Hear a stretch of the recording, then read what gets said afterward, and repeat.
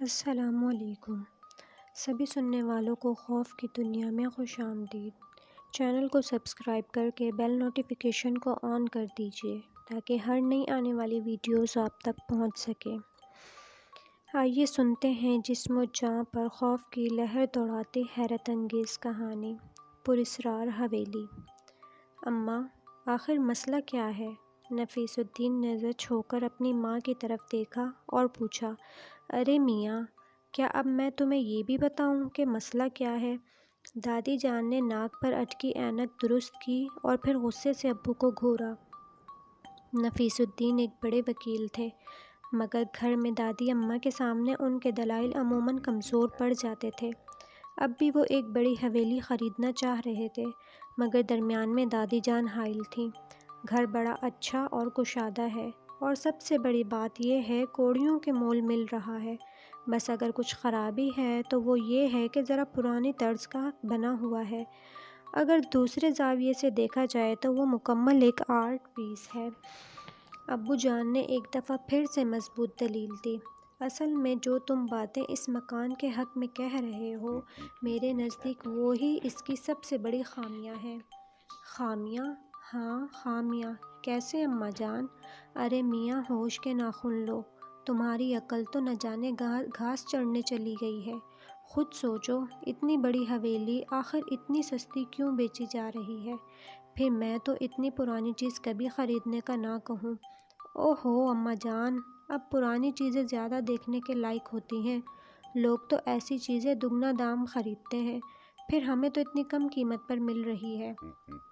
مگر میرے خیال میں اتنی پرانی جگہ پر نہیں رہنا چاہیے، نہ جگہ خرید کر اور نہ ہی کرائے پر۔ مگر کیوں بیٹا؟ پرانے مکان جن کے بارے میں علم نہ ہو کہ یہ کس نے بنایا، کون وہاں رہا اور کیوں خالی کر گیا، جب تک یہ ساری باتیں اچھی طرح معلوم نہ ہو جائیں، ایسی جگہوں کو حاصل کرنا سراسر نقصان دہ ثابت ہوتا ہے۔ مگر دیکھتا ہوں اماں جان، ابو جان نے کہا اور کمرے میں خاموشی چھا گئی۔ اگرچہ دادی جان اماں نے بڑی تفصیل سے وضاحت کی تھی، مگر اس بار ابو جی بھی ڈٹ گئے اور انہوں نے پہلی دفعہ دادی اماں کے خلاف جا کر کوئی فیصلہ لیا تھا۔ ہم سب اس بات سے حیران تھے۔ دادی اماں نے البتہ خاموشی اختیار کر لی تھی۔ حویلی کے مکمل قبضے کے بعد ہم لوگ وہاں شفٹ ہو گئے۔ حویلی آبادی سے ذرا ہٹ کر تھی، اس لیے کافی پرسکون تھی، مگر یہ سکون، یہ خاموشی آنے والے طوفان کا پیش خیمہ ثابت ہوئی۔ ہوا یوں کہ بڑی آپا اپنے 2 بچوں کے ساتھ کچھ دن رہنے کے لیے ہمارے ہاں آئیں۔ میں اپنے دونوں بھانجوں کے ساتھ سارا دن کھیلتی رہتی۔ اس دن پھر ہم چھپن چھپائی کھیل رہے تھے کہ میں اپنے دونوں بھانجوں کو تلاش کرتے ہوئے حویلی کی اوپری منزل میں چلی گئی۔ ہم جب سے یہاں آئے تھے گھر کی اوپری منزل بے آباد ہی تھی، کسی نے وہاں جانے کی زحمت نہ کی تھی، مگر اب جب میں اوپر آئی تو مجھے کچھ غیر معمولی پن کا احساس ہوا۔ میرے قدم غیر ارادی طور پر آگے ہی آگے بڑھنے لگے کہ اچانک میرے دونوں بھانجے مجھ سے لپٹ گئے۔ ارے، تم لوگوں نے مجھے پھر سے پکڑ لیا، میں نے خوشگوار لہجے میں کہا تو وہ بولے، آنی آنی، چلو یہاں سے۔ ارے چلتے ہیں، میں نے قدم آگے کی طرف بڑھاتے ہوئے کہا، تو وہ دونوں میری ٹانگوں سے لپٹ گئے۔ کیا ہوا؟ میں نے حیرت سے انہیں دیکھا، بلکہ غور سے دیکھا۔ ان کا رنگ سفید پڑ رہا تھا۔ میں یہ دیکھ کر گھبرا گئی۔ میں نے ان دونوں کا ہاتھ تھاما اور انہیں لیے نیچے چلی آئی۔ نیچے آتے ہی ان کی ہمت جواب دے گئی اور وہ بے ہوش ہو گئے۔ میں نے یہ دیکھا تو چیخ اٹھی۔ میری چیخ پر آپا، دادی اماں اور اماں بھاگی آئیں۔ ہائے، کیا ہو گیا؟ دادی اماں نے سانس درست کرتے ہوئے پوچھا، جبکہ آپا اپنے بچوں پر جھکی۔ بچوں کا سفید پڑتا رنگ دیکھ کر وہ چلائیں، فیری، کیا ہوا ہے انہیں؟ انہوں نے مجھ سے سوال کیا تو میں ہکلاتے ہوئے بولی، آپا، مجھے نہیں پتا۔ اوہو، یہ سوال بعد میں کر لینا۔ پہلے اٹھاؤ ان کو، اندر لے کر چلو، میں تمہارے ابو کو فون کرتی ہوں، وہ کسی ڈاکٹر کو اپنے ساتھ لے کر آئے۔ امی نے غصے سے کہا تو میں نے اور آپی نے انہیں اٹھایا۔ ابو جب تک ڈاکٹر کو لے کر آئے وہ ہوش میں آ چکے تھے۔ ڈاکٹر نے انہیں چیک کیا اور پھر کچھ دوائیں دے کر چلے گئے۔ ہم سب ہی پریشان تھے کہ آخر ہوا کیا، مگر وہ دونوں کچھ نہ بولے۔ رات کو جب میں سونے کے لیے لیٹی تو وہ دونوں میرے کمرے کی دہلیز میں آ کر کھڑے ہو گئے۔ میں نے انہیں دیکھا تو پیار سے پکارا، ارے ارسلان اور فیضان، باہر کیوں کھڑے ہو، اندر آ جاؤ۔ میری پکار پر انہوں نے ایک دوسرے کو دیکھا اور پھر اندر چلے آئے۔ میں نے ان کے چہروں کو غور سے دیکھا، جہاں ابھی بھی نقاہت تھی۔ مجھے ان پر بے ساختہ پیار آیا۔ میں نے ان دونوں کو اپنے پاس بٹھایا اور بولی، کیا بات ہے؟ وہ آنی؟ ارسلان کچھ کہتے کہتے خاموش ہو گیا تو میں جلدی سے بولی، ہاں بتاؤ بیٹا، تمہاری آنی سن رہی ہے۔ وہ آنی، جب ہم آپ کے ساتھ کھیل رہے تھے نا؟ ہاں ہاں، اس وقت ہمیں کسی کے رونے کی آواز سنائی دی۔ ہم یہ آواز سن کر ٹھٹکے۔ یہ کون رو رہا ہے؟ فیضان نے مجھ سے پوچھا۔ شاید کوئی بچہ رو رہا ہے، میں نے اسے کہا، مگر یہ نہیں مانا اور بولا، ارے نہیں، یہ کسی بڑے کے رونے کی آواز لگتی ہے، آؤ چلو دیکھیں کون رو رہا ہے، فیضان نے کہا، اور ہم دونوں سیڑھیاں طے کر کے اوپر آ گئے۔ پھر ہم آگے بڑھ کر خالی کمروں میں جھانکنے لگے۔ وہ ایک دو خالی کمروں کے بعد ہمیں اگلے کمرے میں ایک عورت نظر آئی، جس کے کپڑے بہت ہی گندے اور پھٹے ہوئے تھے۔ وہ عورت رو رہی تھی، بین کر رہی تھی۔ آنی، ہم نے آج سے پہلے اس عورت کو کبھی نہیں دیکھا تھا، وہ نانو کی کوئی جاننے والی بھی نہ تھی۔ پھر تب تک آپ وہاں آ گئی۔ ارسلان پوری بات سنا کر خاموش ہو گیا تو میں بولی، آپ کو کوئی وہم ہوا ہوگا۔ نہیں آنی، ہمیں کوئی وہم نہیں ہوا، ارسلان نے آپ کو جو بتایا وہ بالکل سچ ہے۔ اب کی بار فیضان بولا، اچھا کیسی تھی وہ عورت؟ میں نے ان کو جھٹلانا مناسب نہ سمجھا، اس لیے ان کو بہلانے کے لیے پوچھا، نہ بہت بوڑھی تھی اور نہ بہت جوان تھی۔ تم لوگوں کو نظر کا دھوکہ ہوا ہے، بھلا ہمارے گھر میں کوئی عورت کہاں سے آ گئی؟ پھر اگر وہ رو رہی تھی تو ہمیں کیوں نہ اس کی آواز آئی؟ پتہ نہیں، ارسلان بولا۔ بہرحال وہ دونوں بچے تھے، اس لیے جلد ہی ساری بات کو بھول کر کھیل تماشوں میں لگ گئے۔ میں بھی اس بات کو بھول گئی اور آنے والے دنوں نے کچھ مصروف کر دیا۔ دادی اماں نے گھر میں میلاد رکھوایا۔ آس پڑوس میں زیادہ گھر نہ تھے، مگر جتنے تھے ان کی لڑکیاں اور خواتین میلاد میں آئیں۔ میلاد میں ختم ہونے کے بعد لڑکیاں ادھر ادھر گھومنے لگیں اور پھر انہوں نے پروگرام بنایا کہ اوپری منزل پر جا کر بھی ذرا دیکھنا چاہیے کہ آخر اوپر سے ارد گرد کا منظر کیسا نظر آتا ہے۔ ارے یہ تو بالکل ویران پڑا ہوا ہے، ایک لڑکی بولی۔ ہاں، ابھی ہم نے اسے صاف ستھرا کر کے رہنے کے قابل نہیں بنایا، میں نے کہا، جب ضرورت ہوگی تو اسے بھی صاف ستھرا کر کے رہنے کے قابل بنا لیں گے۔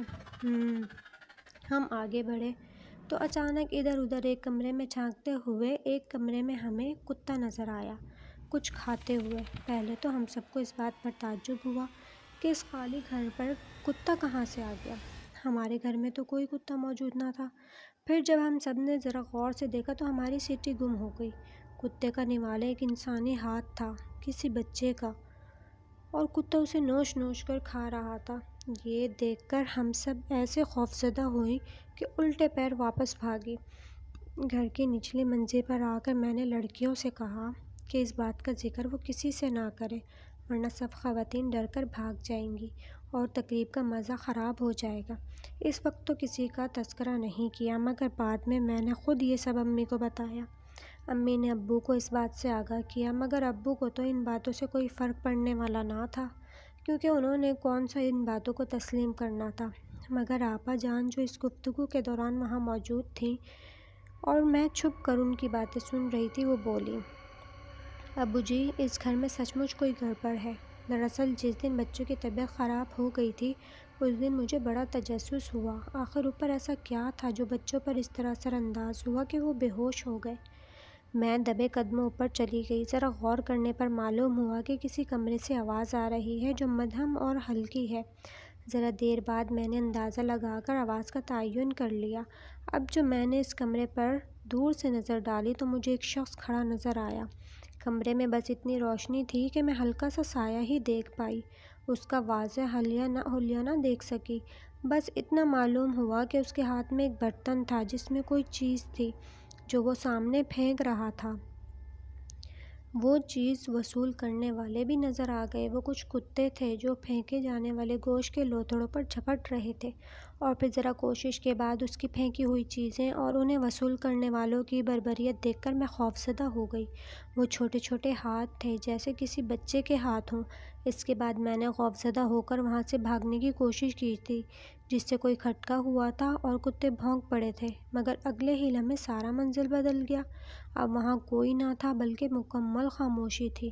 میں نے واپسی کا خیال ملتوی کر دیا۔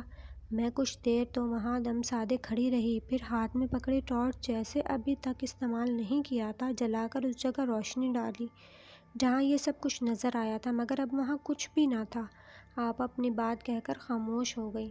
ایک رات میں نے بھی وہاں کچھ دیکھا تھا، ابو آہستگی سے بولے۔ دراصل میں اس رات کسی کیس پر کام کر رہا تھا کہ اچانک مجھے کسی بچے کی رونے کی آواز آئی۔ میں چونک اٹھا۔